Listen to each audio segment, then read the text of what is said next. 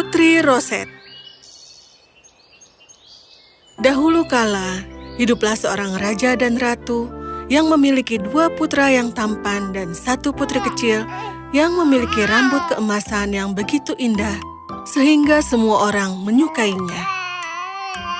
Ketika saatnya pembaptisan sang putri, sang ratu mengundang para peri dari seluruh dunia dan mengadakan pesta yang luar biasa. Terima kasih atas perjamuannya yang luar biasa. Kami sekarang akan meminta wasiatmu. Jangan lupa kebiasaan baikmu. Katakan apa yang akan terjadi pada Roset. Yang mulia, kami khawatir Roset mungkin menjadi penyebab kemalangan besar bagi saudara-saudaranya. Mereka bahkan mungkin bisa bertemu dengan kematian mereka melalui dia. Hanya itu yang bisa kami ramalkan tentang putri kecilmu tersayang. Kami sangat menyesal tidak ada yang lebih baik yang bisa kami beritahu. Raja dan ratu sangat sedih. Selama beberapa hari berikutnya, raja berkonsultasi dengan para menterinya dan orang-orang bijak dari berbagai bagian kerajaan, tetapi tidak ada yang bisa memberikan solusi. Sementara itu, sang ratu terus menangis oleh ramalan bayi Roset. Sayangku, tampaknya hanya ada satu harapan terakhir. Raja memberitahu ratu bahwa di hutan besar dekat kastil hiduplah seorang petapa tua dan bahwa orang-orang datang dari jauh dan dekat untuk berkonsultasi dengannya. Bagaimana kalau kita pergi dan meminta nasihatnya? Mungkin dia akan tahu apa yang harus dilakukan untuk mencegah kemalangan yang dikatakan para peri. Mereka berangkat pagi-pagi sekali keesokan harinya dengan menaiki kuda, dan pasukan raja berkuda di belakang. Ketika mereka sampai di hutan, mereka turun. Karena pohon-pohon tumbuh begitu lebat sehingga kuda-kuda tidak bisa lewat, dan berjalan kaki ke pohon berlubang tempat petapa itu tinggal. Sang petapa segera mengenali raja dan ratu. Selamat datang Raja dan Ratu. Apa yang kau inginkan dariku? Sang ratu mengatakan kepada semuanya yang para peri telah ramalkan untuk Roset dan bertanya apa yang harus dia lakukan. Dan petapa itu menjawab bahwa ia harus mengurung sang putri di sebuah menara dan tidak pernah membiarkannya keluar. Sang ratu berterima kasih dan memberi penghargaan dan mereka bergegas kembali ke kastil. Di sebuah menara besar, sang putri disimpan. Raja dan ratu serta 2 saudara laki-lakinya akan pergi menemuinya setiap hari agar ia tidak bosan. Saudara laki-laki tertua disebut pangeran besar, dan yang kedua, pangeran kecil. Mereka mencintai saudara perempuan mereka. Segera setelahnya, raja dan ratu jatuh sakit dan meninggal pada hari yang sama. Semua lonceng di kerajaan dibunyikan. Semua orang menyesal, terutama Roset. Sudah waktunya bagimu untuk naik tahta. Adipati dan penasehat menempatkan pangeran besar di atas tahta emas dan memahkotainya dengan mahkota berlian. Hidup untuk raja! Hidup untuk raja! Hidup untuk raja! Sekarang kita adalah tuannya. Mari kita bawa saudara perempuan kita keluar dari menara yang menjemukan itu, yang sangat membuatnya lelah. Selamat pagi, saudaraku. Tolong bawa aku keluar dari menara yang membosankan ini, karena aku sangat bosan.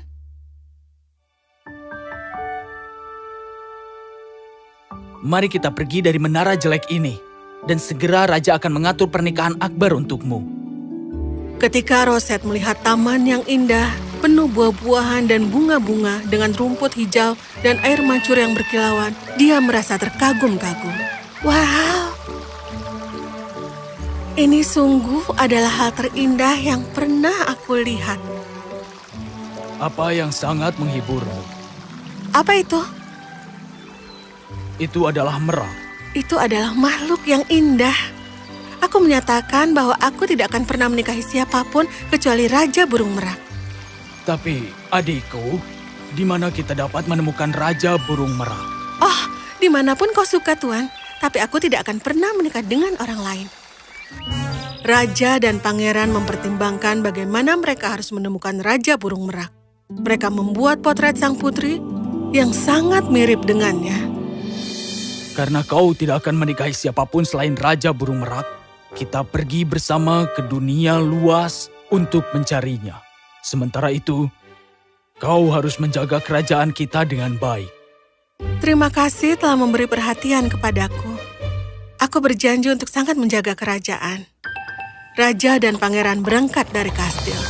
Sang raja dan sang pangeran terus berlanjut. Sejauh ini tidak ada yang pernah lebih jauh. Mereka menanyai semua orang yang mereka temui. Apakah kau tahu Raja Burung Merak? Tapi jawabannya selalu tidak.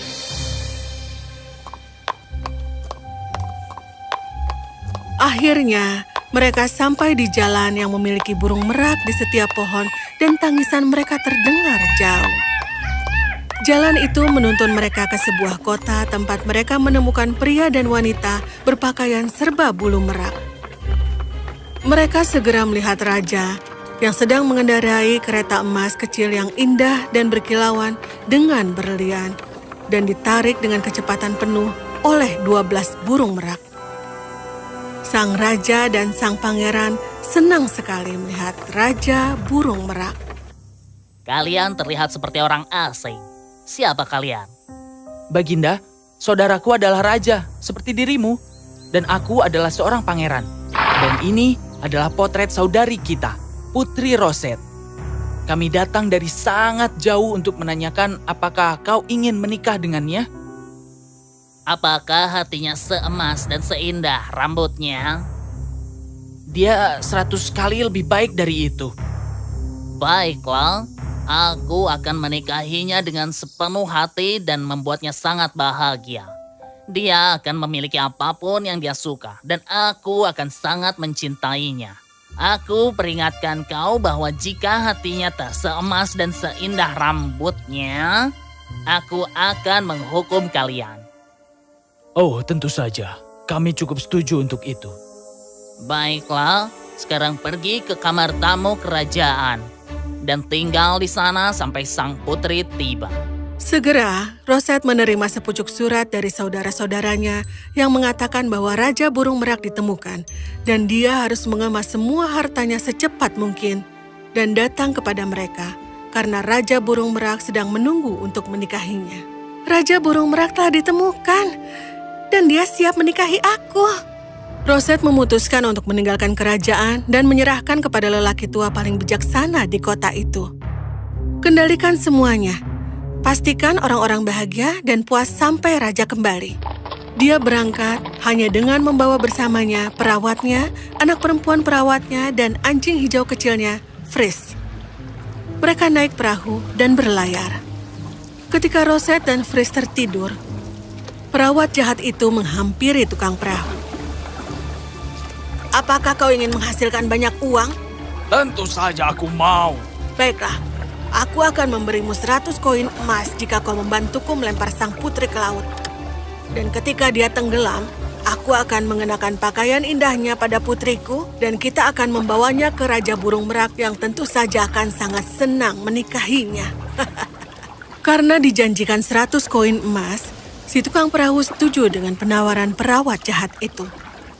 Perawat yang jahat, tukang perahu, dan putrinya mengangkat putri bersama-sama dengan tempat tidur bulunya dan juga Fris, lalu melemparkan mereka ke dalam air.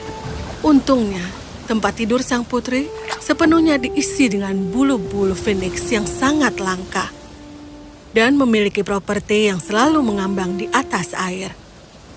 Jadi Rosette terus mengambang seolah-olah dia berada di dalam kapal. Fris yang tiba-tiba terbangun mulai menggonggong. Dia menggonggong begitu lama dan sangat keras sehingga dia membangunkan Rosette dan semua ikan-ikan yang datang berenang di sekitar tempat tidur sang putri, mengangkat dengan kepala besar mereka. Mereka telah menipu kita. Perawat jahat dan tukang perahu pada saat itu sudah cukup jauh. Mari kita bergegas mendarat, karena kita harus cukup dekat dengan kota Raja Merak. Putri perawat itu mengenakan rok Rosette yang tercantik dan menutupinya dengan berlian dari kepala hingga ke kaki. Perahu sekarang mencapai pantai kerajaan Raja Merak. Ketika dia melangkah keluar dari kapal dan pengawalnya yang dikirim oleh Raja Burung Merak melihatnya, Mereka sangat terkejut. Bawakan aku sesuatu untuk dimakan. Kalau tidak, aku akan memotong semua kepala kalian. Tidak hanya dia tidak memiliki rambut emas, dia juga jahat. Pengantin jahat bagi raja kita yang malang. Dia tentu saja tidak layak untuk raja kita. Prosesi itu panjang dan maju perlahan. Dan putri perawat itu duduk di kereta, berusaha terlihat seperti seorang ratu. Dia akan menampar dan mencubit semua orang yang bisa dia jangkau. Sementara itu, Rosette dan Fris dengan bantuan ikan mencapai pantai kerajaan Merak. Terima kasih banyak teman-teman. Aku tidak akan pernah melupakan bantuan kalian dan menceritakan kisah kalian kepada teman dan keluargaku. Kita harus bergegas. Pimpin jalan, Fris. Prosesi mencapai istana di mana Raja Burung Merak menunggu bersama saudara-saudara Rosette untuk menyambut sang putri. Ratu palsu melangkah keluar kereta dan menendang Merak di dekatnya. Menyingkir dari jalanku. Apa? Kalian berdua menyebut diri kalian raja dan pangeran? Berani mempermainkan aku? Saudarimu tidak memiliki rambut emas, dan dia jelas tidak baik. Apakah kau mengusulkanku agar menikahi makhluk berhati dingin ini? Tapi dia bukan saudari kita.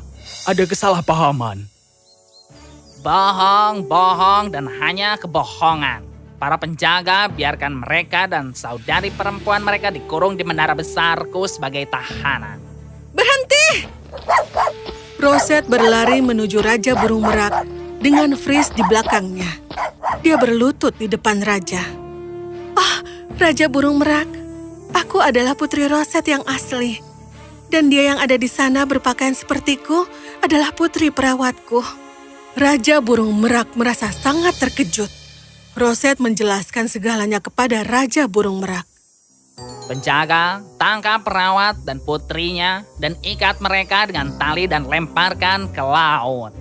Para penjaga segera meninggalkan saudara-saudara, menangkap perawat jahat dan putrinya ketika Rosette berbalik ke arah Raja Burung Merak dan berkata, "Oh, Raja Burung Merak, tolong jangan sakiti mereka.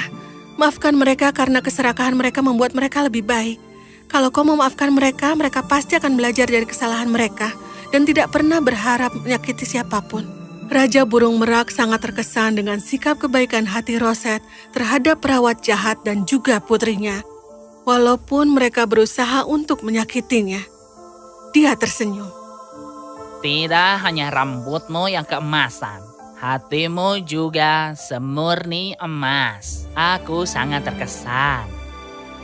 Raja Burung Merak mengampuni perawat jahat dan putrinya. Perawat mengembalikan semua gaun dan perhiasannya kepada Rosette, termasuk juga potongan emas. Raja Burung Merak menebus kesalahan raja dan pangeran dengan cara mereka diperlakukan. Pernikahan pun langsung diadakan, dan mereka semua hidup bahagia selamanya. Bahkan Fris yang menikmati kemewahan terbesar dan suguhan termewah, hidup bahagia selamanya.